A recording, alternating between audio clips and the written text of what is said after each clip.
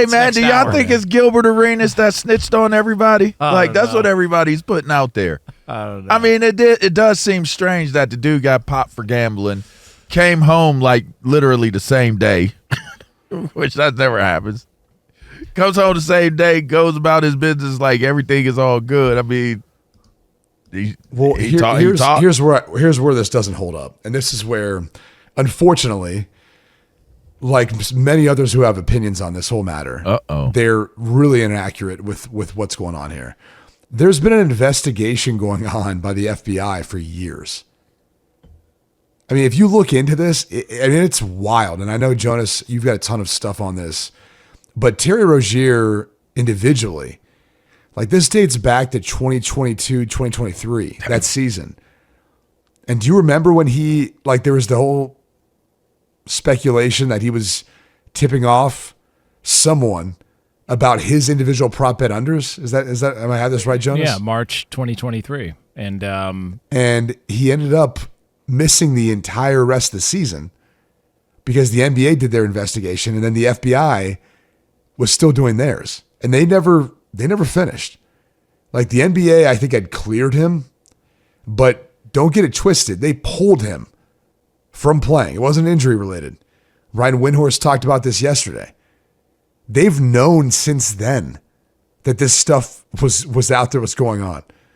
Like they've known that the feds were looking into this a lot deeper. And it predates some of that as you go down this wormhole of looking at everything that's come out. Some of these pro poker players are like, yeah, we had a sense of something was up. Like I said, maybe they found their star witness. No. I mean, maybe that's just, I don't know. Maybe it's just, that's AI and I don't know. Maybe it's just fake news, but I found it to be kind of interesting not too long after this dude gets busted. No Chill Gill. Didn't, was no it? Chill Gill. Who's the, our favorite soundbite, your thick tongue ass. Man. Why am I blanking on his name? Yeah, Kwame Brown. Thick tongue ass.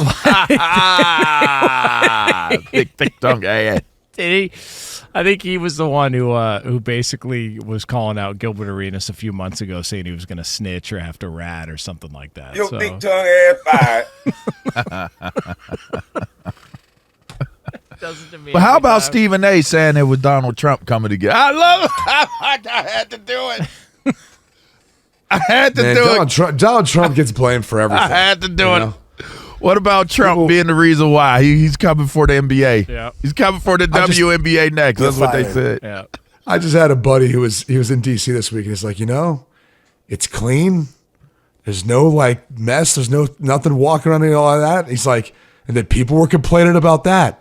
Then they're like, oh, now it's too nice. It's too neat. It's too clean. It's too quiet. I'm like, oh, okay. It's unbelievable. Like people can't have it. They have to complain about something. And they just blame it on that dude. Ain't nobody told them cats to gamble, man. Ain't nobody told them to do what they were doing and knowing that they were doing what they were doing and what it could lead to. Ain't nobody told them to do it. Not no president, not no. I don't know anybody else. I mean, maybe somebody close to him told him to do it. I don't know, but okay, but there tends to be this question of why. Like, if you made over $100 million in your playing career, why if you're Terry risking Rozier, it all and for by the way, he's making 26 this year, I think, something like that. Yeah, 26 million. Chauncey Billups, who made over 100 million playing, who's been coaching. How much are you getting paid off of this that would make it worthwhile to you to risk everything? Or what did you do to get yourself in a hole where you now owe these people or you owe someone and you've got to do this because of that? And if the mafia is involved, it lends me to think that maybe they're in debt. Maybe they had some betting that went too far the other way, and that's how they're trying to get out of it. Like, I don't know. This is wild speculation. I realize that. But I'm just talking out loud because it doesn't make sense to me. And I guess, like you see, people who do white-collar crimes like, stock traders, insider trading, right? They make millions. And then but that's partially how they made those millions, right? They kind of did it maybe with insider trading or finding different tips. And that's part of that. This is like entirely different. This is like, dudes who are amazing at one thing have, clout, fame, and legendary careers. And then you put all that at risk for poker, this like gambling scheme. The part it doesn't add up. The part that they saying rigged poker games backed by mafia. Yeah. Oh yeah. The mafia tie-in is wild. And the other part that I think is kind of laughable. It's called Blandino. Is that's who I thought of. I swear to God, when they started listing off the crime families, I'm like, Dean's got to know somebody. But when they were, I see people going out there, saying stuff like, well, I mean, what do you expect? I mean, you take money from gambling, and ESPN's got a gambling logo on the screen on the Chiron. They've got to take it off when they start talking about this scam. Dude, if somebody gets popped for a DUI, do you shut down all the liquor stores? No, that guy's an idiot. He needs to control himself. It's not everybody else's responsibility that he can't get his act together. If these leagues are getting in bed with gambling companies or gambling sites like DraftKings, it's not everybody's doing this. These guys couldn't help themselves. And a lot of this stuff had nothing to do with the NBA. A lot of this stuff was the illegal poker schemes. The Chauncey Billups, basically acknowledging to one of the defendants that, oh, by the way, we're tanking this year for the Victor Wembanyama draft. Like, we're basically tanking this year. That's also something the NBA is going to have to answer for, because you had a coach who basically acknowledged, we're tanking games in the end, and here's who you should bet on. Damon Jones, who was tipping people off about injuries, the Terry Rozier stuff you just laid out. Like that, those are three guys who made scumbag decisions and impacted thousands of people with billions or millions of dollars.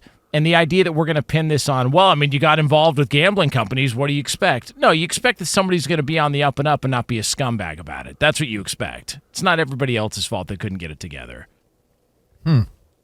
X-ray machines under the tables, they said, huh? Awesome. Did you look at the glasses? Did you see what Jonas sent? You gotta check this out. It's wild. I'm like, all right, this is like bona fide cheating. Like, this is ridiculous.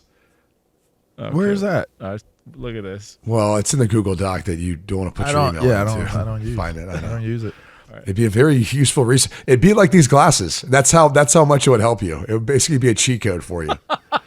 You put these glasses on, you can see every card face down. It's amazing. I'll be honest with you. At some point, don't you give them at least like 40% of the money back just for the effort they put in? Like, listen, we don't want all that hard work to go away. Here's 40% back. All right. We'll cut your time in jail in half. Dang, so they was marking they was marking the cards. Yeah. Yeah, dude. It's great. That's crazy, man. They had contact lenses where they could see the cards that were marked out of the shoe, which is wild because, if someone comes in there with like contacts on, you probably aren't noticing anything. If they have glasses, that's one thing. Maybe it's a little suspect. But they're wearing like contacts that allow them to see some of this. I mean, the fix was in, dude. That's crazy. All you out there who are playing this, 5-card draw like poker, good luck. And the lore Good luck when you're going to these private rooms and you see that one jerko who's just winning every hand. There you go. And the lore of the whole thing was, well, you get to play poker. He's got a dog walking company, but he's now a millionaire because he's somehow winning all these poker rooms. You're like, oh well, you get to play poker with Chauncey Billups, and you get to play poker with all these NBA players. Come hang out, and they're like, well, it cost me $25,000. Like, why is this dog walker beating me every time? What the hell's going on? Not a mermaid. Would you explain what's happening here? LaVar, please explain. I can't. I don't know what's on TV, but it's some movie about a guy holding it looks like a little going to work. Like a little figurine of a mermaid. The dude is fantasizing about hitting a mermaid. I mean, he's just he done crumbled to the ground. He's so ashamed of himself. Such an awkward scene. Guys. A little wood figurine, man. Guy just had a date with his blisters to a figurine of a mermaid. Oh, man. Then he feels ashamed. He's in some log cabin.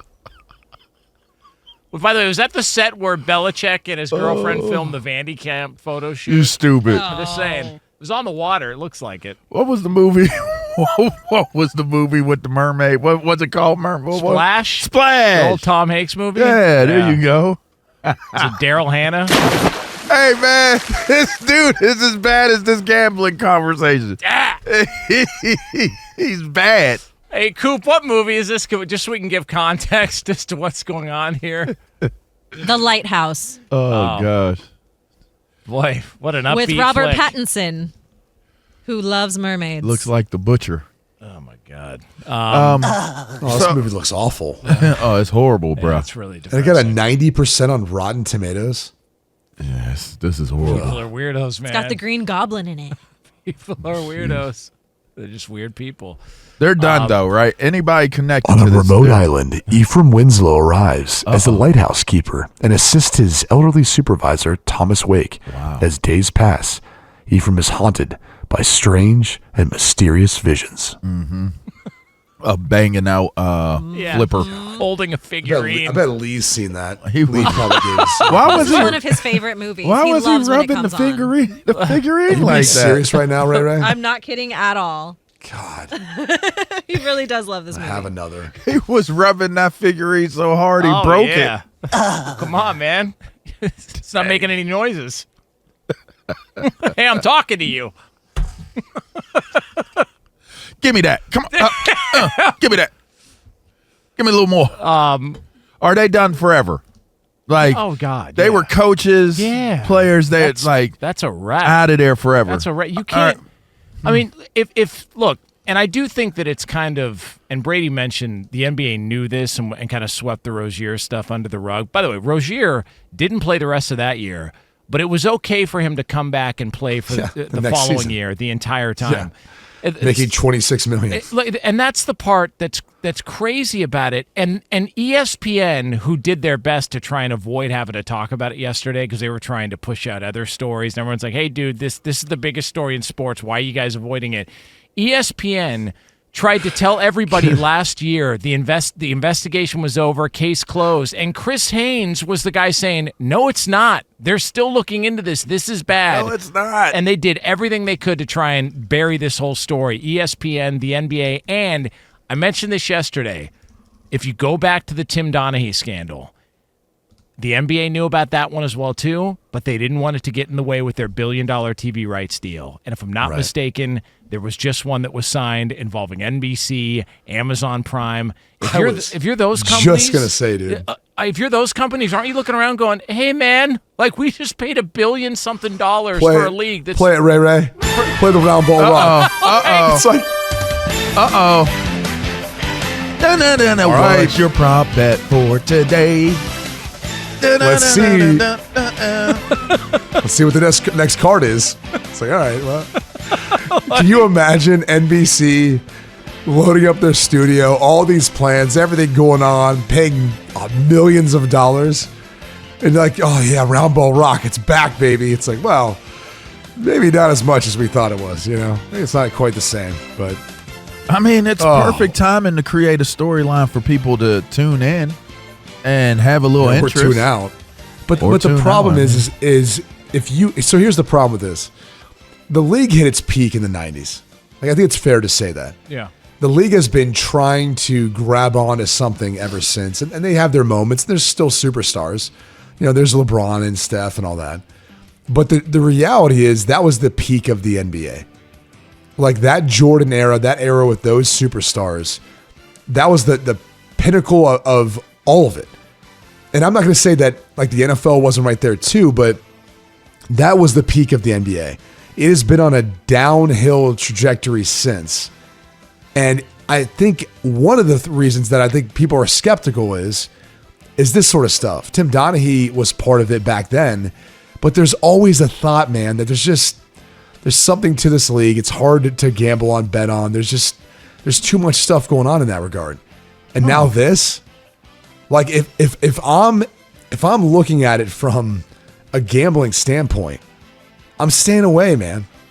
Like, unless I've got the inside track and I'm on that side of it, I'm getting tipped off about whatever the mafia is doing or whatever someone else has going on.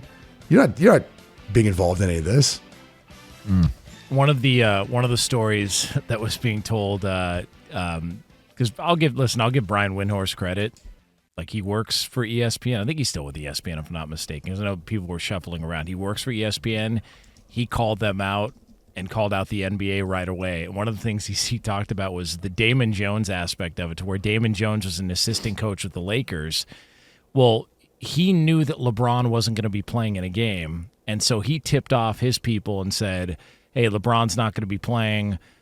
Bet your money on Milwaukee. They were playing at the time. Milwaukee ended up winning. All those people got paid. Another instance, he did something similar, but the problem is the Lakers actually won.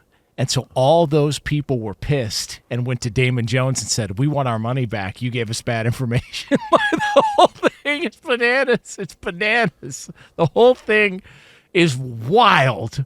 We want our money back. Man, did they get their money to Damon Jones? I don't know, but what you mean we want our money back? They went and you placed better reimburse what we bet. They went and placed a bunch of wagers, and they're like, listen, man, none of those hit, and we place those wagers based on information, quote-unquote insider information that you gave us. But if the insider information was accurate, it just didn't play out your way. How you want your money back? They blame him. Those aren't reasonable people. Jeez. That's a turbulent world. It sounds like. I've never gotten into gambling, man. I mean, I like casual, like some tonk. You know what I mean? Or tonk. Yeah, I mean, I played tonk. That was tonk. That was it. I didn't get into what is it? What poker? Never got into poker. I mean, I play blackjack, but I'm not a habitual. I don't know. Would you play it if it was whitejack? Yeah. I don't know. Hell yeah. Racist. I don't know. I don't know what you mean by that. I don't understand why I can't ask the question. I'm just I don't know what he means by that. I don't know. What do you mean by that? What do you mean by that? I don't know. And I don't understand why are the jacks black in card decks?